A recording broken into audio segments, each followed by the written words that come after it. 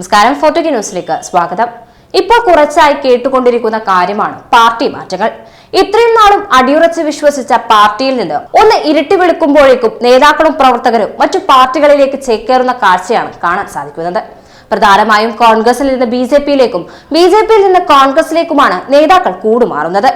തിരഞ്ഞെടുപ്പെടുത്ത ഈ സമയത്തും ഒട്ടേറെ കൂടുമാറ്റ വാർത്തകളാണ് വന്നുകൊണ്ടിരിക്കുന്നത്.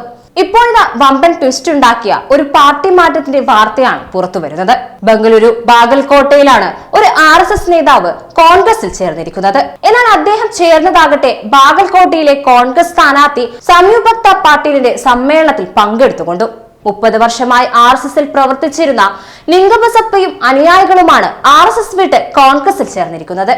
എന്നാൽ ഇദ്ദേഹം കോൺഗ്രസിൽ ചേരാനായി വന്നപ്പോൾ ധരിച്ചതാകട്ടെ RSS വേഷവും ആയിരുന്നു. പ്രചാരണ സമ്മേളനത്തിനിടെ കോൺഗ്രസിന്റെ തൊപ്പിയും ഷാളും ധരിച്ചാണ് പാർട്ടി മാറുന്നതായി ലിംഗബസപ്പ പറഞ്ഞത്. BJP നേതൃത്വത്തിലുള്ള ഭിന്നിപ്പും അഭിപ്രായ വ്യത്യാസങ്ങളുമാണ് പാർട്ടി വിടാൻ കാരണമെന്നാണ് ലിംഗബസപ്പയുടെ പ്രതികരണം.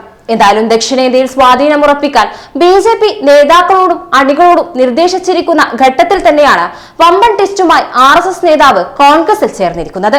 BJPക്ക് ഇത് വലിയ തിരിച്ചടി നൽകുന്ന കാര്യം തന്നെയാണ്.